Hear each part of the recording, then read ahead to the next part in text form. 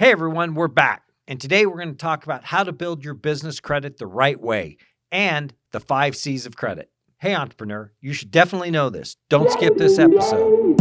You're listening to Financial Sense, Arizona's financial podcast that gives you insights that you can only get from a friend in the business. Recorded and brought to you by National Bank of Arizona, the bank of the community. Hello, I'm your host, Brent Cannon. I'm the director of the community bank here at National Bank of Arizona. Thank you so much for joining us today.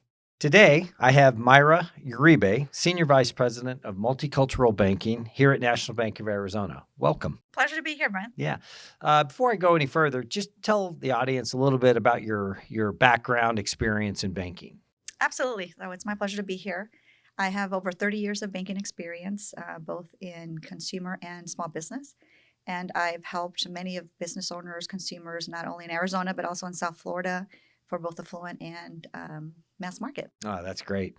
Look forward to our discussion today. As you know, we are not actual podcasters. We're real bankers, and we like to give insights to viewers that they can only get from having a friend in the business. So with that, let's start. Mayra, can you tell everyone about business credit?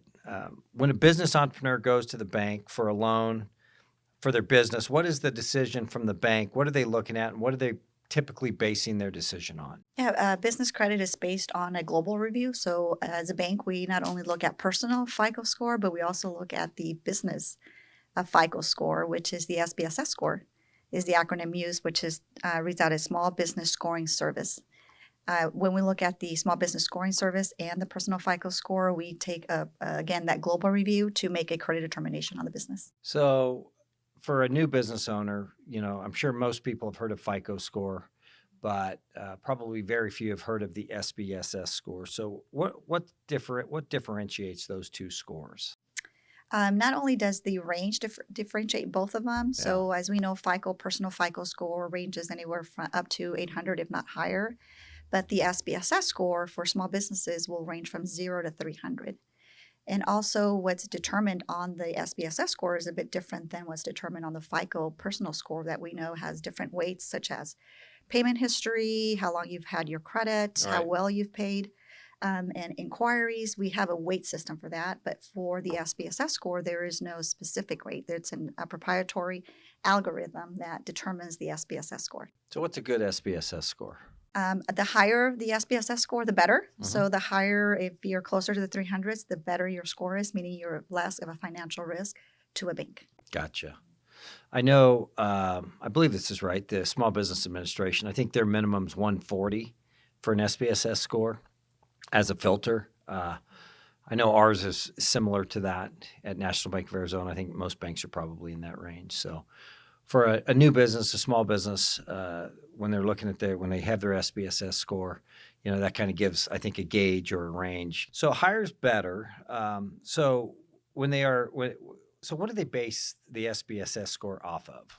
Okay. So the SBSS score is based on the principal's personal credit score, financial data for their business, the principal's net worth. Also, the business total cash flow is considered in the SBSS score. Another piece is how long the business has been in business. And also very important is how many outstanding liens are there against the business. So all those pieces are part of the SBSS score. So it's a combination of personal and the business. Yes. And that's really the differentiator between a FICO and the SBSS. FICO is personal only. Correct. That makes sense. So, that's a good reminder for business owners to make sure that they're taking care of their personal, because it's going to become very important as you go to get your business credit. Yes, you want to make sure that you not only are aware of your personal FICO score and how well that looks, but also your business. What does your business score tell about your business? Right. Yeah, that's just really, really important. So personal credit, business credit, personal's FICO, businesses SBSS. Can you talk about the difference, how they, what the scores mean? What are the scores? Talk a little bit about that.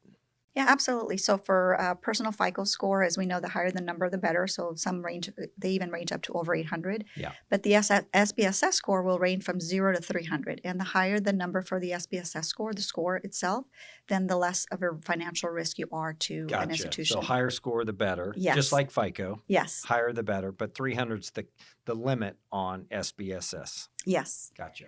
There is 3 bureaus that provide the business credit report that business owners could retrieve it from, which is Duns and Bradstreet. Okay. It's Equifax and it is Experian. Okay. Mhm. So those are 3 primary credit reporting agencies that drive information into the SBSS. Yes. Gotcha.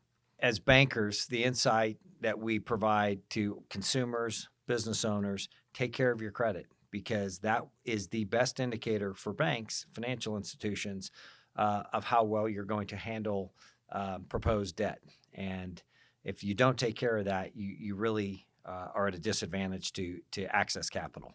And at the end of the day, especially for businesses, that's the name of the game, accessing capital. So for a business to build credit the right way, they need to know and understand the 5 C's of credit. What are the 5 C's of credit? So the 5 C's of credit are capacity, character, capital, collateral, and conditions. Those are the 5 C's of credit that apply both personal and business. So capacity, the first C of the 5 C's of credit. How would you define capacity? Capacity as a bank, we could define it as the business owner's ability to service the debt. Okay. Can they acquire new debt? Well, how are they going to pay for the new debt? So we want to make sure as a bank that they have the ability to repay their debt, and that is So capacity. basically it sizes the loan of what they can repay. Correct. Okay. Capital. Capital is the money that the business owner has invested in their own business. We want to know that they have funded their business. We want to know what the business value, what the worth is for their business. So a lot of times we use the term skin in the game, right? Correct, That's their yes. skin in the game. Yes. Yeah, that makes sense. Character. This is one of my favorite. I think this is my favorite C of the 5 C's, but how do you define character? Character, so we talked about the ability to repay, but I define character as the willingness of the business owner to repay. Yes. How willing are they to repay? Meaning they're trustworthy, the borrower's integrity. That is character. Yeah, ability doesn't always equal willingness, does it? No. Yes, it's very different, and it's based off experience. Experience in the industry, how they manage their business, how trustworthy they are, how they paid well others. So those are many factors that determine that character. Yeah, love it. Collateral. Collateral, there might be, depending on the purpose of the loan, there might be collateral involved, whether it's cash, whether it's equipment, whether it's property, whether it's accounts receivables. Right. Collateral can be used as a second source of repayment for a loan, which may determine the terms and conditions may change. That might make it a little bit different than a regular unsecured loan for the borrower. So collateral serves as a second source of repayment, and for the bank, our primary source of repayment is always cash, but collateral can serve as a second source of repayment. And it also impacts things like the rate. You know, the more collateral, the better the rate you're likely going to get. That's important. And so the collateral piece, I think of, for banks, everyone thinks that banks charge a lot for their loans. In reality, they really don't, given what we have to pay for deposits. So the difference between what we pay people for deposits and what we charge for loans is what we call the margin. And that's not a very big margin. And so in order to protect ourselves against losses, we take collateral. So it's really good for the bank, but it's also good for the borrower in that they get a better rate, they get better terms because the bank's better protected. So the collateral piece is, I think, really important. Thanks for that definition. That was good. Conditions. Yeah, conditions really falls under what the purpose of the loan is. So what are we going to use the money for? What are we going to use the capital for? How is it going to be used? So that's what would be considered internal conditions, right? What will determine the credit terms for the business owner. However, there's also external conditions that the business owner might not have much control over. Which can be, social, be political, it could be economic, it could be where the business is at, the type of industry. There's really not much control from the borrower. However, as a bank, we would like to know that the borrower, that the owner has some control over managing expenses, over managing growth and revenue for the business. Right. And we use the term loan structuring to account for the conditions. So a lot of times borrowers may have a type of loan structure that they weren't expecting, but it's because of the conditions that the bank perceives.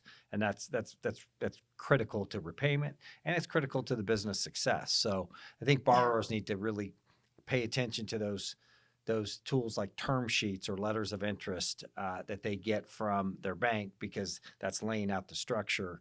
And And that's where they need to make sure that they agree with the bank's perception of the conditions of the business. Yeah, that's interesting. So, Mayra, we've talked about the importance of the 5 C's of credit. I think you did a great job describing each C for our listeners. So, Mayra, what are 3 main ways that a business can build credit the right way? Yes, absolutely. So 3 tips that would help a business owner build strong credit for their business is 1, make sure that if you're using credit for your business, that it is under the business name. So make sure those credit lines, credit cards, business loans are under the business name itself. That's very important to establish credit for your business. 2, make sure that your business is registered under Dun & Bradstreet. As a bank, we will pull Dun & Bradstreet to take a look at your credit history. Right. And then 3, take a look at your credit report, not only your personal, but also take a look at your business credit report. Right. Retrieve that, understand what's on it, why will scores change, and also the fact that there could be fraud and you want to be on top of it and be first to know on how to prevent it. You know, going back to your first tip, I think that's so critical, especially for businesses just starting out. It's easy to get credit personally. It's difficult to get credit for a new business. And it depends how the business is vested, if it's doing business as or an LLC, a partnership, et cetera, if it's a separate organization. But your point's so important. When a business is brand new and they're trying to get credit, can they co-sign? Can they co-borrow a loan? So if they have to do it in their personal name because they can't get credit with a brand new business, but can they co-sign their personal name as well as their business name?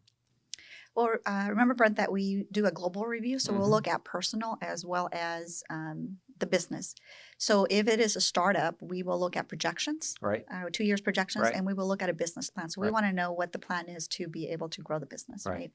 right? But we will also, the business owner is always the guarantor of the business.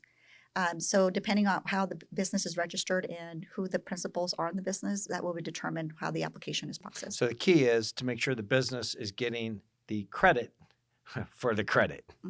Yeah. Yes. And that begins establishing a payment history. Correct. Yeah.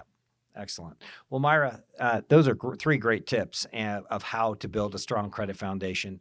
And I think any small business can execute those 3 tips and ultimately have a strong credit foundation and access more capital.